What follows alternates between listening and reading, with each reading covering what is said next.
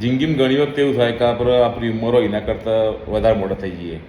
સમય શીખવા એના પહેલાં આપણે ઘણીવાર ઘણી બધી વસ્તુ શીખી રહેતા હોઈએ છીએ. અને તમને ખબર જ છે કે એક પુરુષનું જીવન કેવું હોય. ઘરમાં બધાને ગરમ ગરમ ખવડાવવા માટે ઘણા બધા પુરુષોની હાલત એવી હોય છે કે પોતે ઠંડુ ખાતા હોય છે. એકલા એકલા અંદર અંદર મરતા હોય, રોતા હોય, સ્ટ્રગલ કરતા હોય, ન દિવસ ના રાત બધું જોયા વગર આપણે મહેનત કરતા હોય એના માટે કે આપણું ફેમિલી ખુશ રહે, કોઈના ઘાટ લાગુ ના કરવું પડે. તો એ ઘણી વખતે આપણને ચોકના ચોક એવું થાય કે આપણે સારું આ બધું શાના માટે કરીએ છીએ.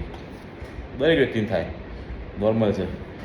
રાત પર દિવસ ઉગર નોકરી ધંધે જઈએ, પાછા ઊંઘી જઈએ, પાછા ઉઠીએ. મશીનના જેવી જિંદગી હોય નહીં, ખબર નહીં બધી જિંદગી તો જાય છે, દિવસો તો જાય છે. એવી આશામાં આપણે જીવતા હોઈએ કે એક દર બધું હરખું થઈ જાય છે. ભાઈ ઘણી વખતે એક દર બધું ઠીક થાય ના થાય તો ખબર નહીં, પણ એક ધારો જિંદગી પટી જાય નહીં. કેટલા લોકોની હાલત આવી હોય છે. બધા લોકો એક આશામાં જીવતા હોય કે ભલે આજ ખરાબ છે, પણ એક દર તો બધું હરખું થઈ જાય છે અને આ આશામાં જ મોણસ જીવતું હોય. રોજ એમ થાય સારું આ સારું કાલ સારું થઈ છે, પૈસા નહીં, ધંધામાં સેટ થતું નહીં, એક દર તો બધું હરખું થઈ જાય છે ને. આ જ આશાનું નામ જીવન. કેટલા ખરાબ દિવસો જોયા આપણે બધા લોકોએ. તમે જોયા, મેં જોયા. કોઈક વખતે એવું લાગે કે બધું પતી ગયું જિંદગીમાં, કોઈ મજા આવતી નહીં. ખેરો આજની હાલ તો કાલ સારું થઈ છે. ઘણી વખતે મરવાના વિચારે આવું. ઘણી વખતે આપણે પ્રયત્ન બહુ બધા કરતા હોય, જેટલું અવરું સીધું કરવા જઈએ એટલું અવરું થાય. તોય પણ શું થાય ખબર, લેડો મહેનત કરી છીએ, આપણે હાર નહીં માનવી. અને મરદ એને જ કહેવાય.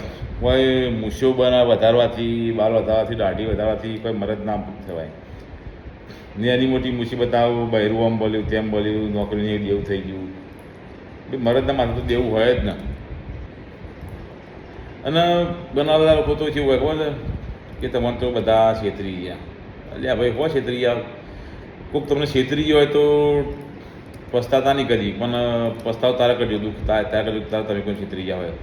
લોકો તમારું કરી ગયા છે ને, તમે કોઈનું નહીં કર્યું ને.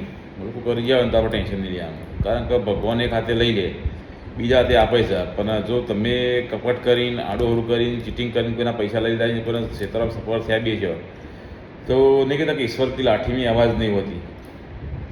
ઘણું બધું હોય છે. ઘણા બધા લોકો કેવું કહે કે પેલો હારો બે નંબર ધંધા કરે તો એ ખુશી છે, જલસાઈ જિંદગી જોવે છે. પણ વર્તમાન જો હજુ ભવિષ્ય જો આવું દશા આવે છે નહીં.